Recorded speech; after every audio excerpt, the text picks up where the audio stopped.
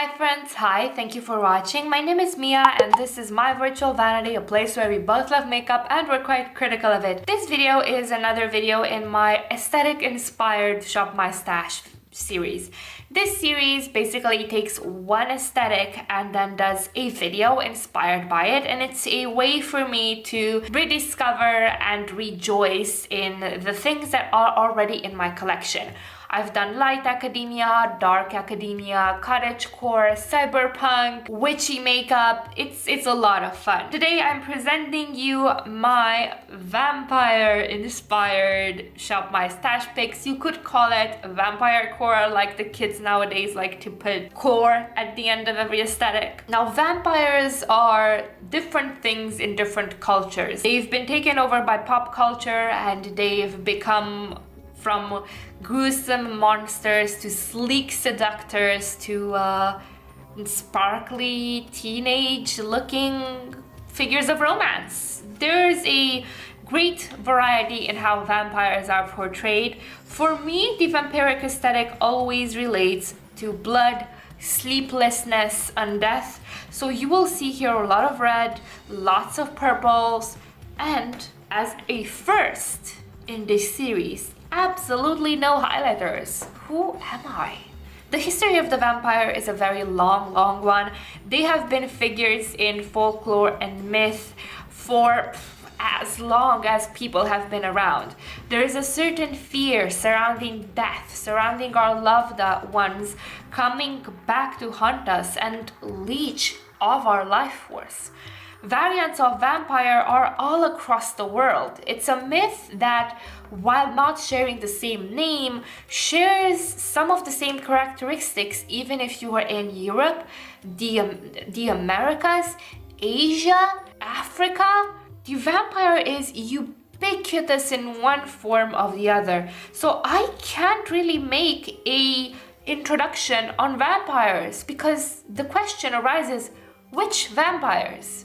Which subgenre in media? Which subtype of vampire in people's folkloric conscious? Like, there is no way to start or to begin the topic. I could write a book about it and it would still not be enough. So instead of that, let's just get into showing you the makeup that I think in my collection fits a vampiric aesthetic. Let's start with the boring base stuff. I see a vampire as someone that does not have, dewy, glazed donut skin. They are the undead. Therefore, matte all over, if not even a bit dry. Stephanie Meyer's vampires are a bit of an outlier in the media conscious of how we view vampires. Most of them, they are not sparkly. Two powders that I really enjoy in my collection are the Revlon Photo Ready Candid powder. This is 001, which is translucent. And I enjoy this one because it's very finely milled. It's great on my dry skin because it just doesn't look like I applied powder. It mattifies without looking cakey. It's very soft. I think this is one of my favorite drugstore loose powders of all time. Another powder that has quickly become my favorite since I bought it in Sweden in this summer. This is the Isadora Velvet Touch Ultra Cover Compact Powder with SPF 20. This has so much coverage. I don't know if this is meant to be used as a powder foundation or simply as a touch-up powder, but my god, this is amazing. And let me tell you how I actually love using this. When I don't want to wear a lot of base makeup like foundation, what I do is apply a glowy primer all over my face, a hydrating primer in my T-zone, and then I apply this on my chin and on my nose where I get reddish, and it makes me look flawless. You need to be really well hydrated, but it looks amazing and I love it, and I already have like a little bit of dip in it, so you bet your ass that next time I'm in Sweden I am stocking up on these bad babies. Really love this. I don't see vampires as wearing highlighter, but I do see them as having very chiseled cheekbones. This Sculpt and Glow Focallure duo in Capri Coast and Jasmine is one of my favorite contouring products because this contour powder over here is neither too warm nor too cool. It's right as it should be. Also, this highlight is very, very icy. It only works on bare skin for me, and I'm quite pale. But maybe for a vampiric look, it would be quite interesting to highlight with such a white, you could say bone white, undead white shade. This is how the duo looks like. But yeah, I basically picked this for the contour shade more than the highlight shade. Let's talk lip products. I have no idea why I have so many red and red ADHD lipsticks in my collection. I don't really wear red lipstick that much, although I have been in a phase lately in the past few months where I do. So there is something for everything in my little collection. Let's just start with this one.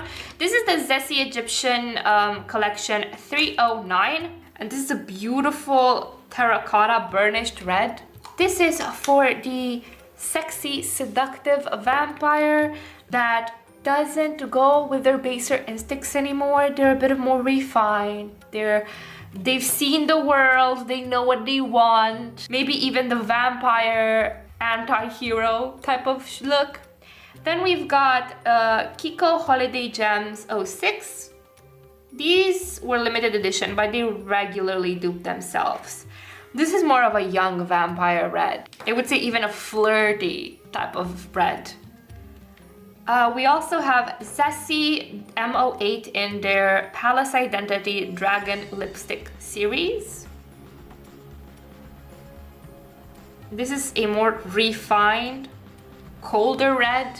Kiko Milano Wonder Woman Lip Stylo. I can't find the number because the packaging erased itself. I'd say this is the Queen of the Damned purple red. For when you want to be evil, human morals be damned. Very similar to this in vibes is Revlon Black Cherry. They're dupes. Weird. I usually avoid having dupes in my collection, but I didn't even notice these two were dupes. So good to know, I guess. I like both formulas, so I'll probably have them duke it out for supremacy. Kiko Milano Creamy Lip Pencil in 309 is a very flirty poppy red, what a young romantic vampire would wear. But if you want a gloss, the Kiko Milano Hydra Lip Gloss in 16 is a beautiful, sparkly ruby red. And let me mention that this is my favorite lip gloss formula, and I have like 6 shades. A bit of a wild card item. This is the Stasy Alex Matte Glaze in MG7 Blood. This is a multi-use, multitask product that can be used on both, on the entire face, like eyes, lips, cheeks. I like using it as a liquid red liner because it dries down quick and matte, and it's a really nice formula that can be layered up. I want to get more shades of this formula, maybe a white, a black, and some primary colors, so I can mix them up and use as eyeshadow bases. But until then, Blood remains the most vampiric and aptly named in my collection. This is the trickle of life force that comes after a bite, where you wake up confused from a heavy dream and you put your hand on your neck and you notice 2 puncture wounds and a little bit of blood flowing out. Exact same shade. Eyeshadow. Okay, let's start with the one palette. This is the Nabla Dreamy 2, and this is a perfectly vampiric palette. Why is that? It's because it's witchy and seductive at the same time. It's got these beautiful reddish tones. Dionysus in particular is my favorite matte red shade in my collection. And I don't know, it's very multi-dimensional, multi-layered. It's fit for royalty for me. This is the palette that an undead prince vampire would use.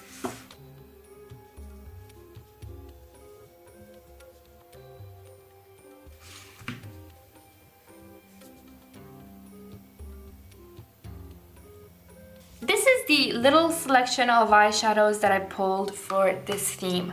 To me, vampire always evokes reds and purples for some reason.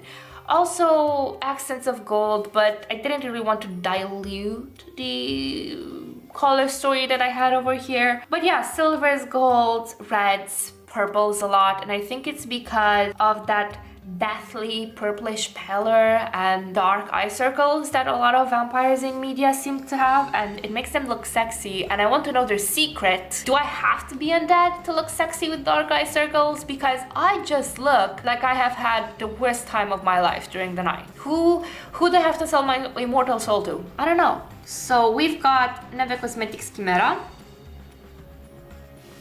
Looxi Beauty Banshee, Glamshop Wild Berries, Nabla Lotus, Bernovich 133, Glamshop Chinese Silk, Clionadh Torch, and Bernovich N18. We've got this beautiful array of undead purple tones and the red, the unexpected red of the life force. Last but not least, remember when I mentioned that vampires make me think of purple because of the dark eye circles and that deathly casket-ready pallor? The Roman quad in, I don't understand Korean, so you will see it written on the screen. So this little purple quad, which is full of desaturated purple tones, is just a dark eye circle in a quad, and I love it. And it's particularly flattering for brown eyes. It really makes my brown eyes pop. It brings out the green bits in them that aren't normally very visible, and it's not nearly as dramatic as the other eyeshadow choices presented here, but still, this is like glamorous undead here. This is what a vampire would wear with a dark blood red lip and then a neutral purplish smoky eye. I really like this quad, and the formula is really, really foolproof. So this is a bit of a dark horse choice, but I think it fits the theme perfectly. Okay guys, this was it. This was my vampire inspired shop by stash. Let me know if you've got something in your collection that makes you feel like a fabulous vampire. Thank you so much for watching. Please don't forget to have a wonderful morning, evening, second breakfast, third lunch, or whatever it is you're from. Bye!